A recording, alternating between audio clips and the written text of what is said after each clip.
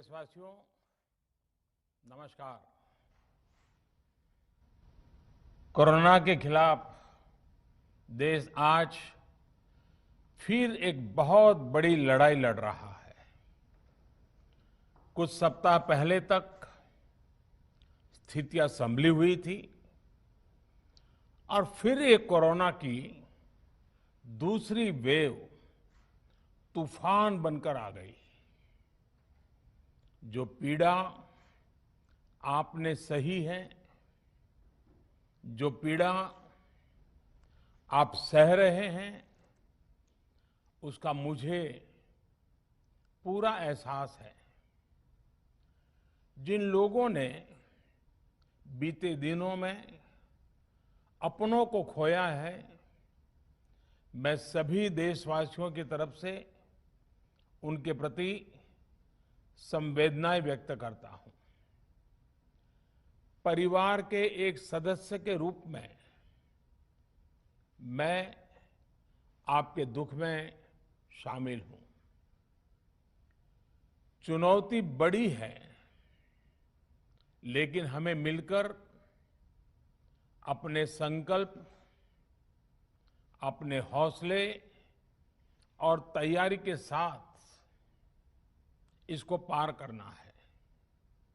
साथियों, अपनी बात को विस्तार देने से पहले मैं देश के सभी डॉक्टरों, मेडिकल स्टाफ, पैरामेडिकल स्टाफ, हमारे सभी सफाई कर्मचारी भाई बहन, हमारे एम्बुलेंस के ड्राइवर्स, हमारे सुरक्षा बल, पुलिसकर्मी, सभी की सराहना करूंगा।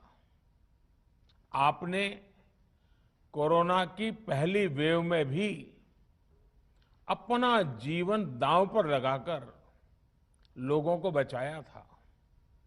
आज आप फिर इस संकट में अपने परिवार, अपने सुख, अपनी चिंता छोड़कर दूसरों का जीवन बचाने में दिन रात जुटे हुए हैं।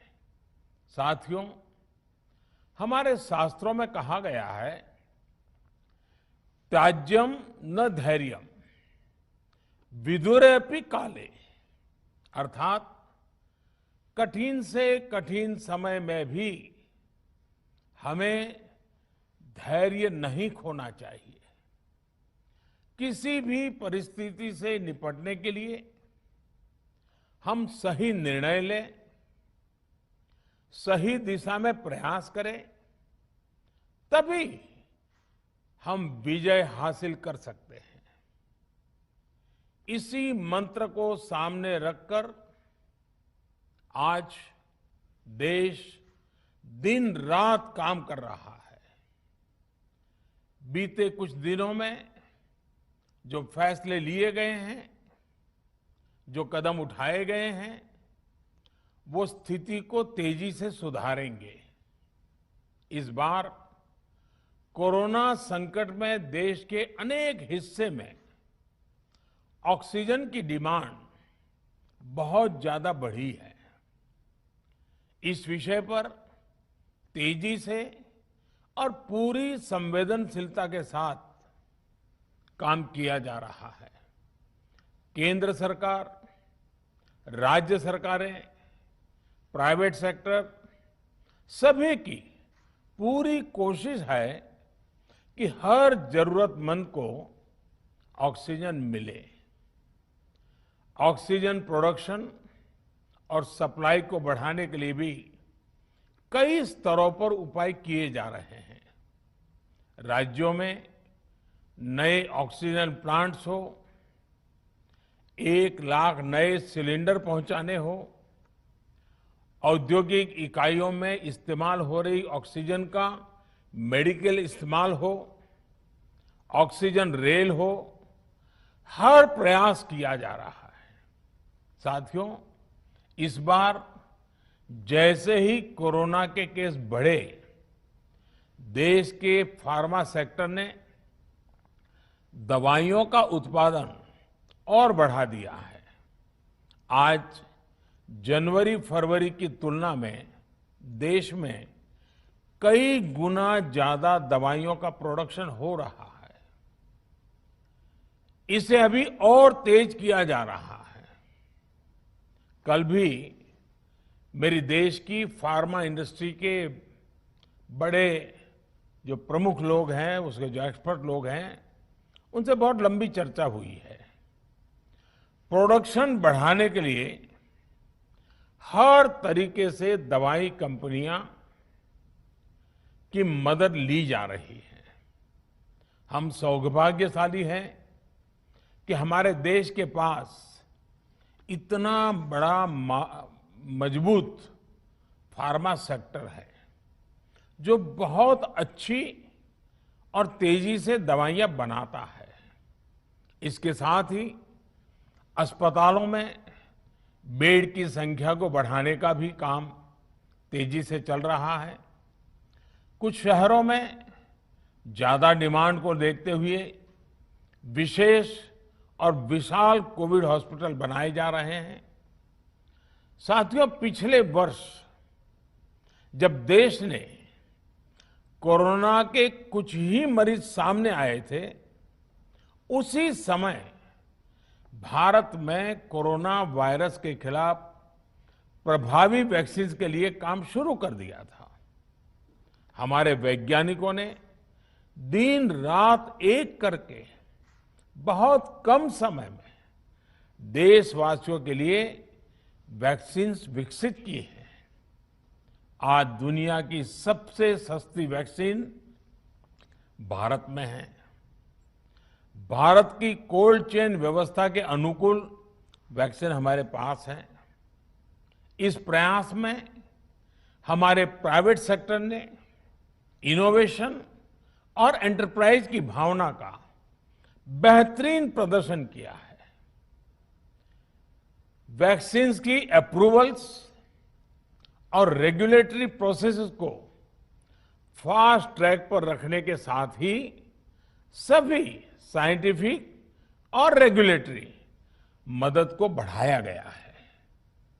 यह एक टीम एफर्ट है जिसके कारण हमारा Bharat 2 made in India vaccine के साथ दुनिया का सबसे बड़ा टीकाकरण अभियान शुरू कर पाया।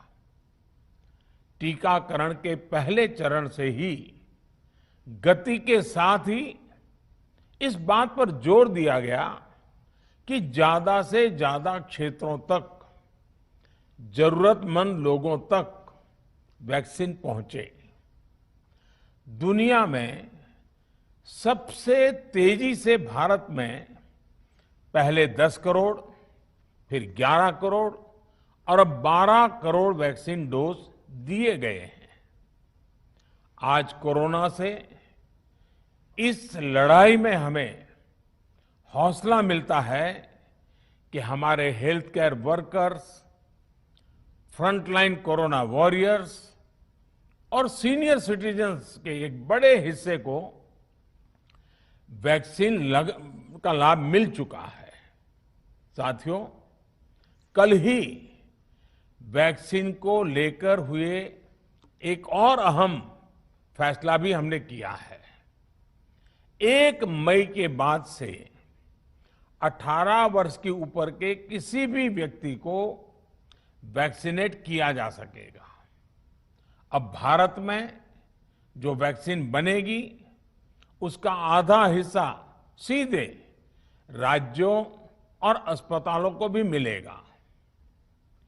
इस बीच गरीबों, बुजुर्गों, निम्न मध्यम वर्ग के लोग, 45 वर्ष की आयु के ऊपर के व्यक्तियों के लिए केंद्र सरकार का जो वैक्सीन कार्यक्रम चल रहा है वो भी उतनी ही तेजी से जारी रहेगा।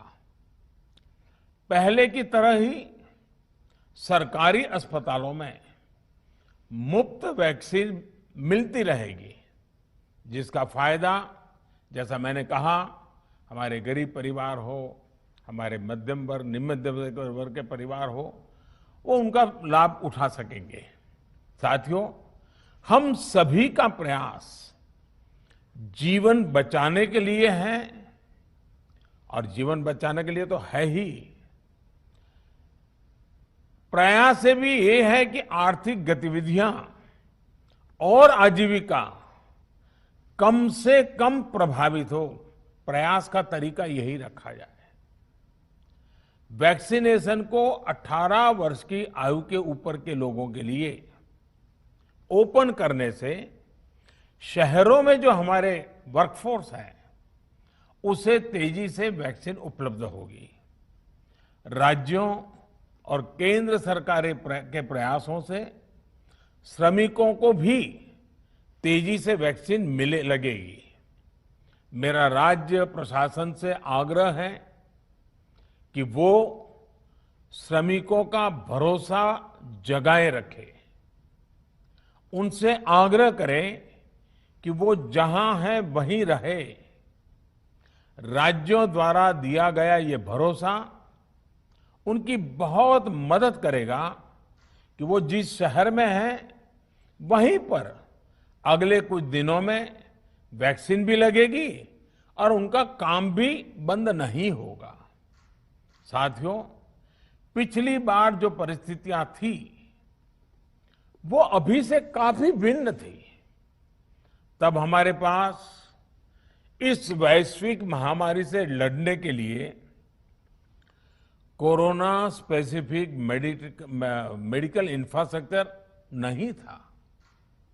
आप याद करिए देश की क्या स्थिति थी।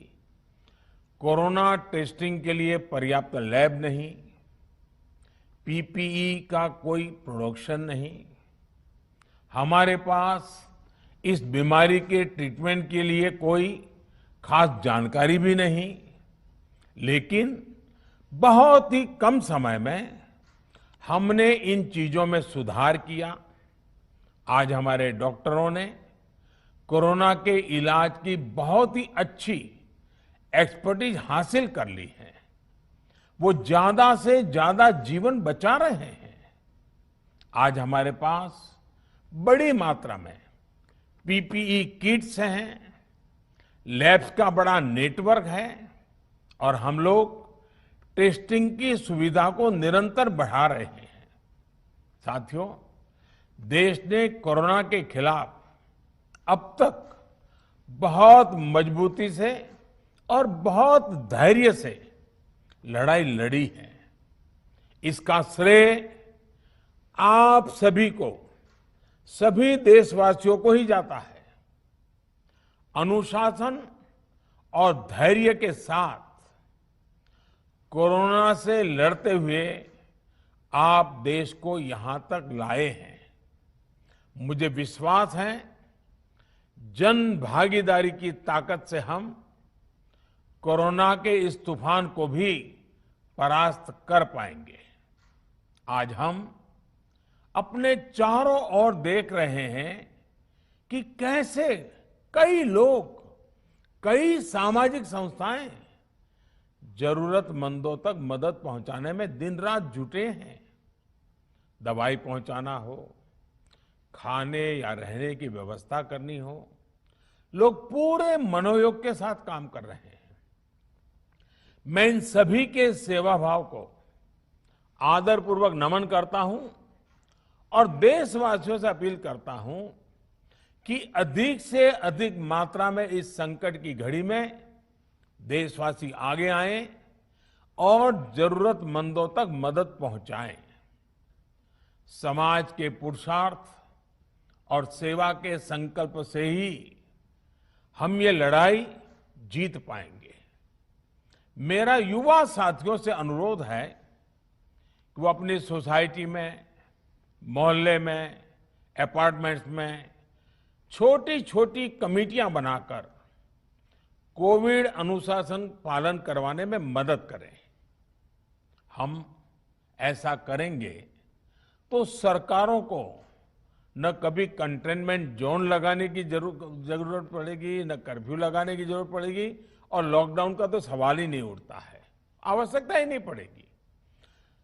स्वच्छता अभियान के समय देश में जागरूकता फैलाने के लिए मेरे बाल मित्रों ने बहुत मदद की थी। छोटे छोटे बालक, 5वीं, 7वीं, 8वीं, 10वीं में पढ़ने वाले, उन्होंने घर के लोगों को समझाया था, मनाया था। उन्होंने बड़ों को भी स्वच्छता का संदेश दिया था। आज मैं फिर अपने बाल मित्रों से एक बात विशेष तौर पर कहना चाहता हूं। मेरे बाल मित्र, घर में ऐसा माहौल बनाइए कि बिना काम, बिना कारण घर के लोग घर से बाहर न निकले। आपकी जीत बहुत बड़ा परिणाम ला सकती है। प्रचार माध्यमों से भी मेरी प्रार्थना है कि ऐसे संकट की घड़ी में वो लोगों को सतर्क और जागरूक करने के लिए जो प्रयास कर रहे हैं उसे और बढ़ाएं। इसके साथ ही इसके लिए भी काम करें कि डर का माहौल कम हो सके, लोग अफवाह और भ्रम में न आए। साथियों, आज की स्थिति में हमें देश को लॉकडाउन से बचाना है। मैं राज्यों से भी अनुरोध करूंगा कि वो लॉकडाउन को अंतिम विकल्प के रूप में ही इस्तेमाल करें।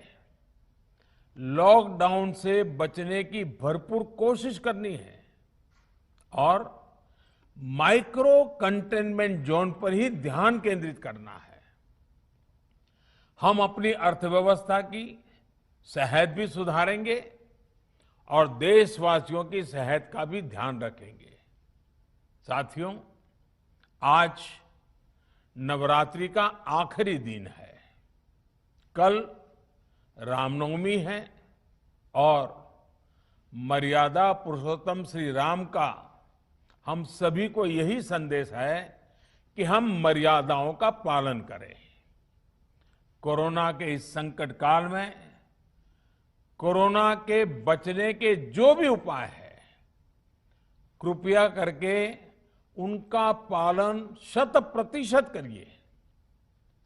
दवाई भी, कड़ाई भी, इस मंत्र को कभी भी भूलना नहीं है। ये मंत्र जरूरी है, वैक्सीन के बाद भी जरूरी है। रमजान के पवित्र महीने का भी आज 7वां दिन है। रमजान हमें धैर्य, आत्मसंयम और अनुशासन की सीख देता है।